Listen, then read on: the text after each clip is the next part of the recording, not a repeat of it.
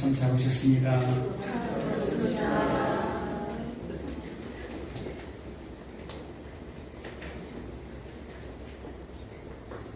다른 사람이 앉아 있는 줄 알았네. 이인재 집사님.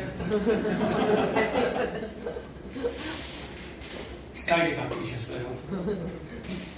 현주씨 반가워요. 준이야, 준이 맞냐? 반갑다. 야, 많이 컸네. 아가씨가 다 됐어. 깜짝 놀랐다.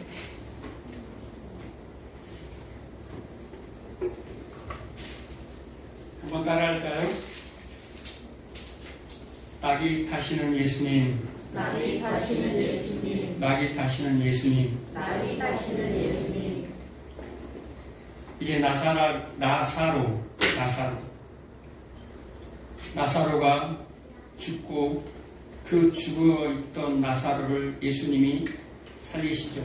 그리고 그 기쁨에 못 이겨서 그 동생들 마리아와 마르다가 잔치를 베푸는데, 그리고 이제 그 6월절 기간이 이제 다가옵니다. 그리고 이제 그 소식을 듣고 죽었던 나사로가 살아났다는 소식에 많은 유대인들이 이제 예수님에게 모여듭니다. 그리고 그 예수님이 이제 예루살렘을 향하여 올라간다는 소식에 수많은 인파들이 예수님 주변으로 몰리기 시작합니다. 이때가 언제입니까? 6월절. 유대인의 3대 절기 중에 하나인 6월절.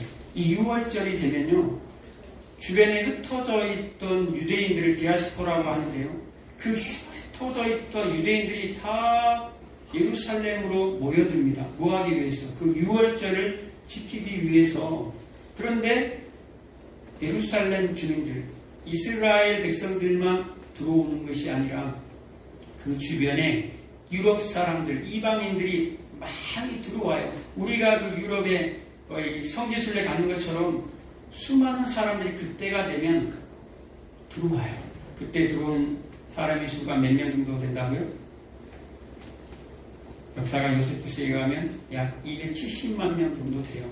여수 인구의 몇 배? 한 10배. 우리 이제 여수에 여름철이 되면, 휴가철이 되면 좀 이제 많은 사람들이 모이게 되죠.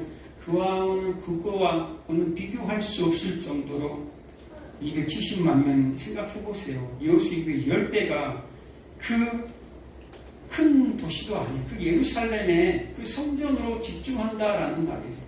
그럼 어떻게 되겠어요? 치안의 문제가 있겠죠. 치안의 문제. 그래서 지중해에 주둔하고 있던 총독의 군대가 올라와요.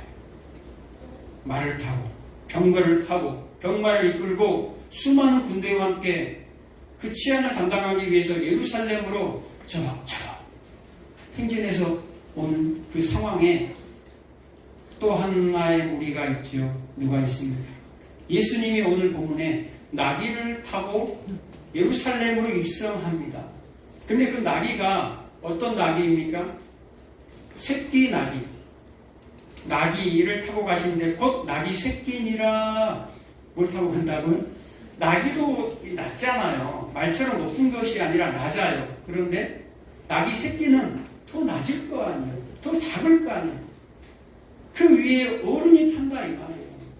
어그정 그걸 타고 우리 이게 아이들 말 타잖아. 그러면 어떻게 탑니까? 땅이 발이 닿잖아요. 어그정 그 말을 타고 가는데 사람들이 예수님을 향해서 뭐라고 얘기합니까? 호산나 찬송하리로다. 여러분 많이 들어보셨죠? 교회 오면 호산나 높은 곳에, 교회 오면 가장 많이 듣는 찬송이 호산나 찬송하리로다. 무슨 뜻인 줄 아세요? 호산나, 주님 지금 나를 구원해 주세요 라는 말이에요. 호산나, 무슨 말이라고요? 지금 나를 구원해 주세요. 어디에서? 죄악 가운데서, 죄와 허물 가운데서 주님 나를 구원해 주세요 라고 외칩니다. 그런데 이들이 지금 외치는 호산나는 그 호산나가 아니었어요. 이들이 외치는 수많은 인파가 예수님에게 몰려 들어와서 손에 종려가지를 들고 종려가지를 예수님의 바닥에 깔면서 꼭 레드카펫에 이 영화 배우들이 받는 것처럼 그 종려가지 나무 위로 예수님이 나귀를 타고 가실 때에 호산나 찬송하리로다. 우리를 제발 좀 구원해 주세요. 어디에서? 로마의 압제에서, 이 가난에서, 이 질병 가운데서, 이 경제 문제, 이 어려운 환경 가운데서 주님, 예수님, 우리를 제발 좀 이 압제에서 구원해 주세요. 라는 외침이에요. 절박함이 담겨져 있어요. 절박해요. 이들은 지금 이 이스라엘 백성들 누구의 압제하에 있습니까? 로마의 지금 압제하에 있어요. 우리나라가 일본 식민지처에 있었던 것처럼 이들도 지금 그런 상태다 이 말이에요. 그런데 예수님을 보니까 예수님이 어떤 분이에요? 조금 전에 죽어있던 나사로를 살렸던 분이에요. 그리고 예수님이 물로 포도주를 만들었다고 얘기하고 혈류증 여인을 고쳤다고 귀신을 쫓아냈다고 하고 무리를 걸었다는 기적이 있고 38년 된 병자를 고치고 날 때부터 맹인된 그 사람을 고쳤다. 예수님의 행하신 그 기적, 오병이요, 물고기 2마리와 떡 5개로 5,000명, 수만 명을 먹였던, 이야, 그 기적이면 우리의 경제 문제 해결되지 않겠는가? 예수님이라면, 예수님이 우리 유대의 왕이 된다면, 우리 이스라엘의 왕이 된다면, 예수님이라면 저 로마를 박살내고 우리의 왕으로 세워지며 다윗의 왕처럼, 솔로몬의 왕처럼, 야, 그 왕국, 화려한 왕국으로 회복될 거야 라는 외침이에요. 어떤 외침을 해야 되는데, 진짜 외침은 죄로부터 그 제단불을 붙잡고 주여! 죄인이 그 제단불을 잡으면 살거든요.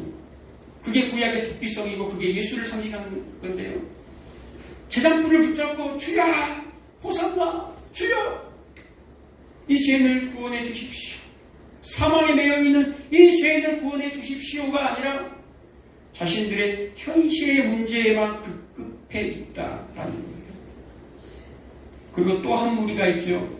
예수님을 환호하는 무리가 있는가 하면 그 속에 예수님을 죽이려는 무리가 있어요. 예수님을 죽이고자 안달이 무리, 오늘 본문에 나왔잖아요. 나사로가 살아난 것을 보고 이제 야, 우리가 나사로도 죽여야 되지 않겠는가라는 거예요. 나사로를 살린 그 예수가 우리에게 무슨 유익이 되는가? 기존에 있는 기득권자들, 특권층들, 종교, 경제, 그 정치 시스템을 관할하는 그 사내들의 공회, 서기관, 바리새인, 대제사장들, 재물과 권력을 다 그 당시에 잡고 있었던 유대인들의 그 권력가들, 그들에게는 예수님이 있으면 안 돼요. 예수님이 있으면 그 권력 시스템이 무너져요. 그 재정 시스템이 무너져요. 자신들이 그것 때문에 지금 수많은 서민들이 그것을 착취해가지고 헌금을 착취하고 세금을 착취해서 자신들이 살아왔는데 예수님은 그거 내려놔라고 얘기하는 거예요. 그거 나눠줘라고 얘기하는 거예요. 과부가 왜 그 맷돈만 낼 수밖에 없는 그 상황, 그 과부의 재산들을 다 착취한 자들이 누굽니까? 서기관들, 오늘날의 변호사, 재판관들, 법관들. 이스라엘은 종교 지도자들이, 이스라엘 사람들은 종교 지도자들이 다 정치, 경제, 종교 다 가지고 있어요. 입법, 사법, 행정을 다 그들이 주관한다 이 말이에요. 그런데 예수님이 와서 그것을 파해버려요. 그리고 그 자리에서 너희들 내려와. 내가 온 것은 그 높은 자리에 있는 것이 아니라 섬김을 받으려고 하는 것이 아니라 섬기려 하러 왔어. 너희들도 그 자리로 내려와. 라고 하는 거예요. 그러니까 예수님이 자신들은 섬김을 받고 싶은 자리에 있고 싶은 거예요. 섬기려고 하고 싶지 않아요. 대접받고 싶어요. 대접을 하려고 하는 자리에 있지 않고 싶어요. 그래서 예수님을 죽여야 돼요. 왜요? 자신들에게 유익이 전혀 안 되기 때문에. 그런데 이 나사로 또한 뭐 있어요? 증거물이잖아요. 그 증거물도 없애버려야 되는 거예요. 그래서 죽이려고 안달이 나요. 그런데 19절에 보면 어떤 바리새인이 얘기합니다. 바리새인들이 서로 말하되 볼지어다 너희 하는 일이 쓸데없다. 보라 이 온 세상이 그를 따르는도다. 온 세상에 자 봐라. 저 수많은 이파 봐라. 죽은 자를 살렸던 저 수많은 길을 행했던 저 예수 그리스도를 모든 사람들이 다 따라간다. 너희들 뵐 수 없어. 예수님 죽이려고 안 돼. 이미 끝났다. 그들 스스로가 고백합니다. 근데 예수님은 어떻게 합니까? 지금 예루살렘으로 올라가고 있는데 예루살렘에 올라가서 무엇을 지키기 위해서? 유월절을 지키기 위해서 올라갑니다. 유월절은 무슨 날입니까? 어린 양이 죽는 날이에요. 유월절 어린 양이 되어서 죄와 사망 권세에 매여있는 하나님의 백성들을 그 매여있던 그 죄에서 풀어내기 위해서 그 매여있던 사망 권세가 매여있던 그곳에서 풀어내기 위해서 예수님이 대신 뭐하러 간다라는 거예요? 죽으러 간다라는 거예요. 죽으러 올라가고 있는데 지금 이들은 환호하고 있어요. 예수님을 죽이려고 하고 있다 이 말이에요. 그게 아니라 나 죽을 거야. 걱정하지 마. 왜 죽이려고 해? 나 죽을 거야.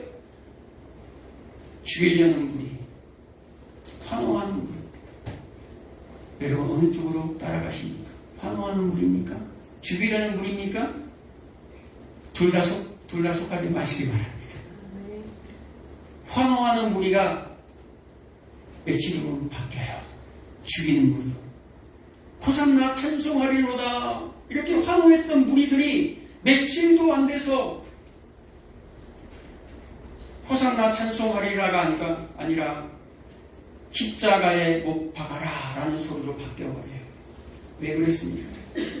아니 왕이 되어서 자신들이 왕이 되어서 자신들의 문제를 해결해 줘야지 왜 죽냐 이거예요. 왜 죽어요? 그래서 예수님의 제자들도 다 떠나버려요. 예수님의 제자들까지도. 여러분들에게 유익이 되지 않는 예수는 필요가 없습니까?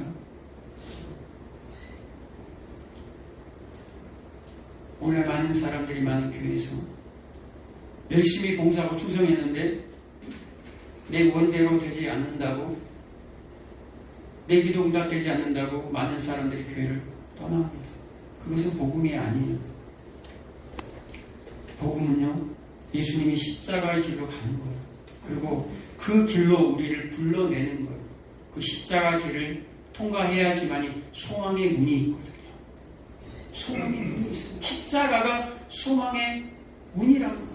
오늘 예수님이 스가랴 9장 9절의 말씀을 인용하는 거예요. 예수님이 뭘 타고 온다고 합니까? 낙이 새끼니라. 낙이 새끼를 타고 와요. 스가랴 9장 10절에. 그런데 왜 낙이 새끼를 타고 오는가? 아니 이왕이면 말 타고 와야죠.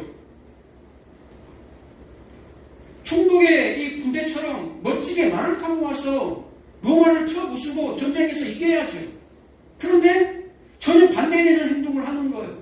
말을 타고 가면 뭐 하게 됩니까? 전쟁하자는 거고, 나귀를 타고 간다라는 것은 우리 화친을 맺자라는 말이에요. 만약에 예수님이 말을 타고 예루살렘에 입성했다 그러면 그날 그 즉시로 이스라엘 백성들은 다 죽어요. 로마 군대에 의해서. 근데 예수님이 뭐래요? 말이 아니라 화친하자. 화평을 가지고 올라가는 거예요. 우리에게 무기를 주지 않아요. 오히려 우리에 있는 무기를 빼앗아 버려요. 누가 와서? 예수님이 와서. 이게 나귀를 타고 가는 모습이에요. 말을 타고 가서 내 백성아 내가 말을 타고 가니 너희들도 창과 방패를 가지고 나를 따르라. 로마를 박살내러 가자. 이 말이 아니라 나귀를 타고 가는 거예요. 그리고 스가랴 9장 밑에 10절에 보면 무슨 얘기가 나옵니까? 에브라임아 에브라임의 병들을 끊으리니 예루살렘의 말들을 끊으리니 너희 화살들을 다 끊어버리겠다라는 말을 합니다. 뭘 끊겠다라는 거예요? 예루살렘, 에브라임 이 말은요 유다, 이스라엘을 가리키는 거예요. 이스라엘의 이 이스라엘 백성 하나님의 백성들의 성도들의 병거, 말, 활 다 끊어버리겠다 이 말이에요. 그 말은 무슨 얘기입니까? 무장해제를 시키겠다 이 말이에요. 우리 인생들이 추구하는 건 뭐예요? 세상의 힘이에요. 말은 세상의 힘을 가리켜요. 그 세상의 힘을 우리는 추구해서 계속해서 올라가려고 해요. 성공하려고 한다 이 말이에요. 예수는 그 성공을 주시는 분이 아니에요. 여러분 오해하지 마시기 바랍니다. 예수는 여러분에게 성공을 주시는 분이 아니에요. 왜 예수님의 나귀를 타고 갑니까? 왜요? 너희들도 나귀 타라고 예수님이 나귀를 주시는 거예요. 이왕이면 저는 백마 타고 싶어요. 여러분 백마 타고 싶지 않습니까? 지훈아, 모닝보다는 BMW를 타고 싶지 않냐? 지금은 그랜저가 더 좋지. 우리 모두는요, 이왕이면 나기보다는 백마 타고 싶어요. 그래서 우리가 기도할 때 하나님, 나기 말고 백마 좀 타게 해주세요. 나도 좀 예수 믿고 좀 멋지게 좀 살아보게 백마 좀 타게 해주세요. 근데 백마를 안 줘요. 진짜 예수 믿는 사람들은 백마를 안 줘요. 백마는 왜 안 줍니까? 백마는 심판의 대상이에요. 백마를 타고. 예수님이 이 땅에 육신으로 있을 때 왜 백마를 안 탔습니까? 우리에게 백마를 주려면 예수님도 육신으로 있을 때 백마를 타죠. 왜? 본을 보이기 위해서 오셨기 때문에 백마를 타고 가니까 야 너희들도 나 따라와? 이렇게 할 거 아니에요. 그런데 예수님이 이 땅에 육신의 몸으로 있을 때는 나귀를 타셨어요. 그것은 무슨 얘기냐면 우리도 육신으로 있을 때는 나귀를 타야 된다라는 말이에요. 백마를 탈 때는 언제 백마를 탑니까? 요한계시록 19장에 나와요. 19장 이 아이 쭉 나오는데 백마 타고 예수님이 철장을 가지고 철장으로 질그릇 깨트리듯 심판주로 오세요. 여러분 백마 타면 뭐 한다라는 거예요? 심판주에게 당한다라는 말이에요. 계속해서 그 높아지는 것을 추구하면 자신을 위해서 쌓고 쌓는 자들. 그래서 이스라엘 왕들에게 하나님이 경고해요. 너희들의 왕은 하나님이야. 난데 너희들이 계속해서 세상의 이 주변 국가들을 보니까 저 왕들이 있는 세상이 너무너무 부러워요. 우리도 왕을 좀 세워주세요. 그럴 날이 올 거야 하면서 미리 10년 뒤에 하나님이 선지자를 통해서 예언하게 만들어요. 모세를 통해서 예언하게 만들어요. 이스라엘 왕을 세울 때 이스라엘 왕에게 물론 병마도 필요하고 아내도 필요하고 은금도 필요해. 왕에게는. 그런데 많이는 갖지 마라고 얘기합니다. 그 이스라엘 왕을 세울 때 그 왕이 지켜야 할 것이 있는데 반드시 왕은 병마들을 많이 두면 절대 안 돼. 그리고 아내들을 많이 두면 절대 안 돼. 그리고 은금을 많이 쌓아두지 말라. 그리고 마지막 경고합니다. 이 율법책을 복사해가지고 너 옆에 항상 네 옆에 놔둬서 날마다 이 율법책, 이 하나님의 말씀을 읽고 들어라, 지켜라 라고 얘기합니다. 그럴 때 너가 어떻게 된다? 그 자리에서 교만하지 아니할 거야. 내 앞에서 교만하지 아니할 거야 라는 말을 하는 거예요. 하나님이. 그런데 우리는 승승장구하다 보면 뭐 하죠? 하나님의 말씀이 점점 좀 멀어져요. 바빠요. 제가 하나님 얼마나 바쁜지 아세요? 참말로 지금 바에만 만나고 그럴 시간이 없어요. 지금 제가 지금 헌금 많이 할게요. 헌금 많이 하고 목사님 교회 하나 지어줘?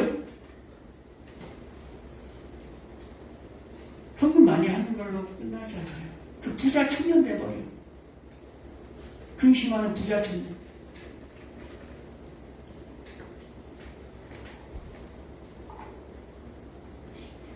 시편 20편에는 어떤 사람은 병거를, 어떤 사람은 말을 의지하나 성도는 우리는 여호와 우리 하나님의 이름을 자랑하리로다 라고 얘기합니다.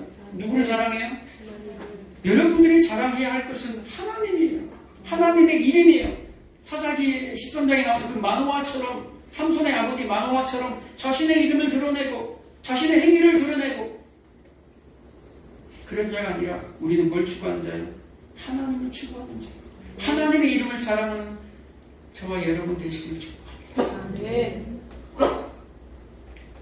창세기 49장에 보면 이 내용이 나와요. 창세기 49장 11절 이하에 보면 유다에 관한 예언인데 유다를 통해서 누가 나오죠?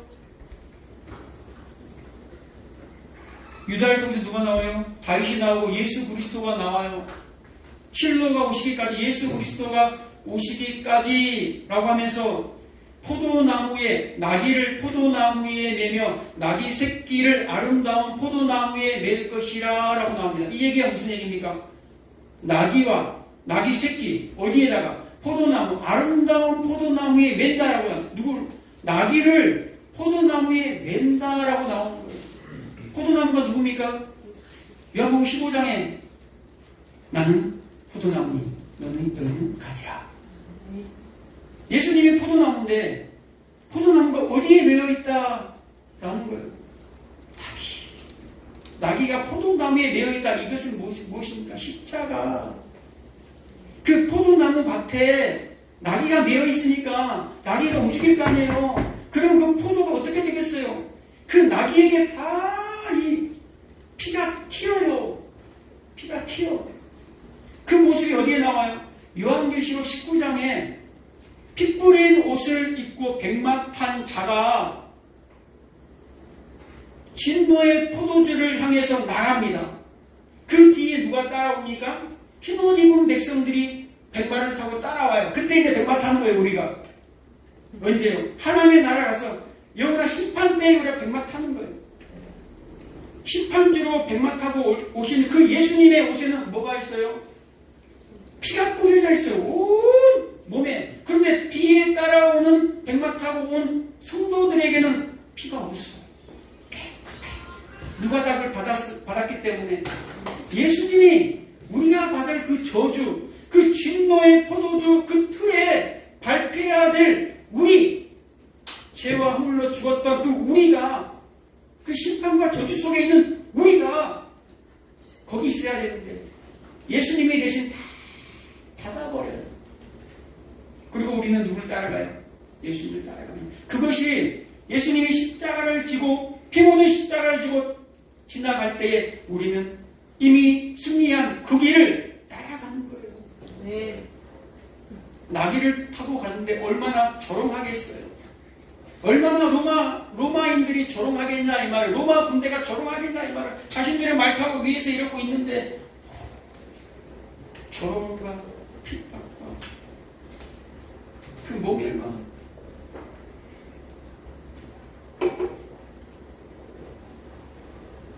백마 타고 싶지 않으세요? 여러분, 나귀를 탈 때가 여러분 구원받을 때예요. 아멘. 은혜 받을 때예요. 아멘. 나귀를 탄다라는 것은 고린도 후서 12장 9절에 나온 것처럼 사도 바울이 고백한 것처럼 최고의 학문과 최고의 학파 속에 최고의 지식인의 자리에서 내려와서 세상의 그 학문을 다 배설물로 여기고 그리스도만 내 안에 있다라고 고백한 그 사도 바울이 뭐라고 얘기합니까? 약할 그때가 곧 강하리라. 아멘. 예수가 그 약하심으로 십자가를 지셨는데 하나님의 능력으로 살리셨다. 그 약할 때 곧 강함이라. 하나님의 그 약함으로, 예수님의 그 약함으로 강함을 박살내버리고, 예수님의 그 약함으로 강함을 박살내버리고. 왜 기존의 용사처럼 300용사처럼 되라고 하지 않습니까? 왜 기존의 300용사가 되어서 박살내라고 하지 않습니까? 기존의 그 용사들은 300용사 빨래판 있는 배에 빨래판 있잖아요. 왕자들 그 300의 영화 그거 아니에요. 이 기도원을 모토로 해서 그 영화를 만들었지만 그것은 기도원의 이야기가 아니에요. 기도원에게는 칼과 창이 주어져 있지 않아요. 그것을 빼앗아 버려요. 병거를 말을 다 빼앗아 버린 것처럼 그것을 빼앗아 버린다. 성도에게는 그걸 빼앗아 버려요. 대전 미디안의 13만 5천 명 앞에 300명은 1%도 안 되잖아요.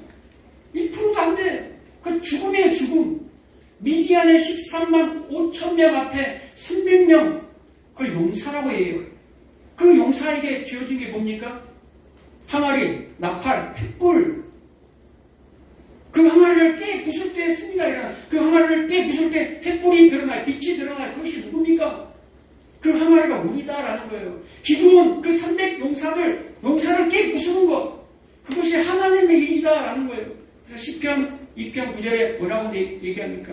철장을 가시고 철장을 가지시고 철장 쇠몽둥이란 말이에요. 쇠몽둥이 가지고